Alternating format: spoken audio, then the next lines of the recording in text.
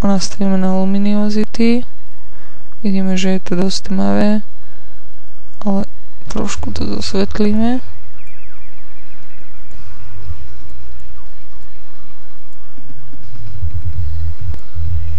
A teraz si zase môžeme vytvoriť tu cez Channel Mixer nejakú svetlejšiu. A tu dáme na luminosity. A zase to stiahneme. Aby to nebolo také veľmi pretmavené. Čiže zasvetlenie, stmavenie. Vždy to záleží na vkuse a na úpravách. Teraz Ctrl-Shift-D a môžeme ešte cez nejaký filter, napríklad ja mám taký tento Imagenomic Portrait, tak tady si vložím trošku retušu. Označím si miesta, ktoré chcem, aby sa retušovali. Dám OK. Vytvorilo nám to z toho masku, vidíme, tak je to pomerne dosť vyretušované.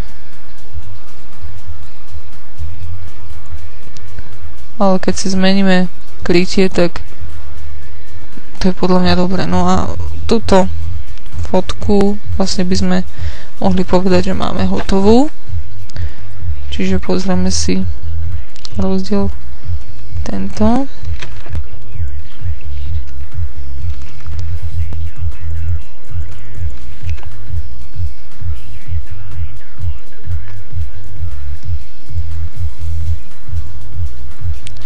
Čiže toto máme originál. Toto je naša upravená. Upravená, originál. Samozrejme je úplne na človeku, čo ešte chce dorobiť. Napríklad myhalnice. Môžeme si ukázať narýchlo. Mám taký dobrý pak, napríklad tieto. Ctrl to, otočiť horizontálne,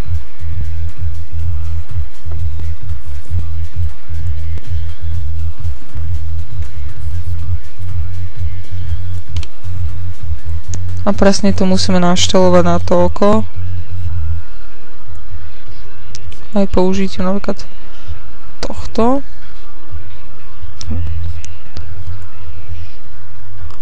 Robíme to tak, aby to vyzeralo reálne, nejako umelo doložené. Prispôsobíme úplne tú myhalnicu na oko.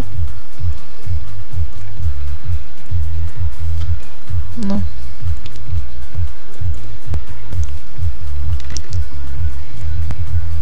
Tu vidíme, že išlo tu úplne iným smerom, ako teoreticky by to malo ísť v tomto prípade. Ctrl to, otočiť horizontálne a pripevníme to na druhé oko.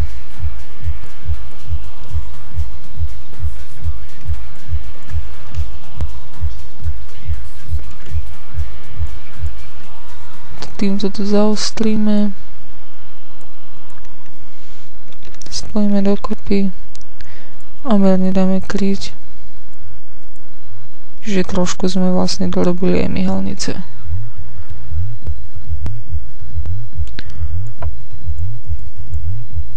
Čiže máme tu úplne výsledný efekt. Rozdiel. Ostatné efekty, ktoré by sme chceli, sú čisto na nás, či už prevod do čierno-bielej, čo môžeme robiť cez gradient mapu, čiže takto, čo je celkom pekný efekt, alebo cez channel mixer, čiže napríklad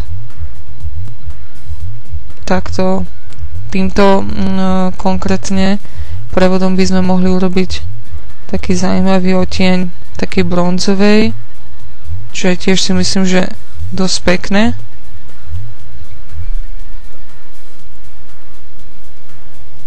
Je to taký letný bronz. Úprava, ktorá si myslím, že je pekná. Čiže čierno-biela, takáto alebo takáto. Proste na výber máme veľa možností cez ten channel mixer. Aj takto svetle. Tu si môžeme potom doupraviť, ktoré farby sa majú presvietiť, ktoré majú byť tmavšie. Je to len na nás.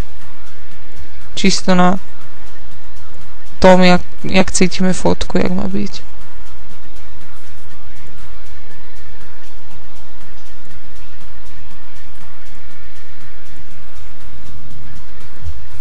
Ale vždy musíme dávať pozor, aby nevznikli prepaly. Ale môžeme to aj zmixovať vlastne. Spravili sme si tento čierno-bielý prevod, máme tu tento a dáme to trošku cez seba. Podľa mňa úplne pekné. Čiže ja nechám tento menej city prevod a tým by som vlastne ukončila celý tento retuš. Nakoniec si pozrieme teda ešte ten rozdiel. Originál, červené výrážky, svetla, masné, vlastne čelo, ktoré odráža svetlo a tu už máme odstranené.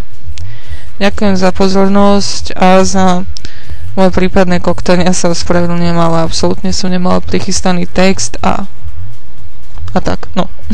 Čaute.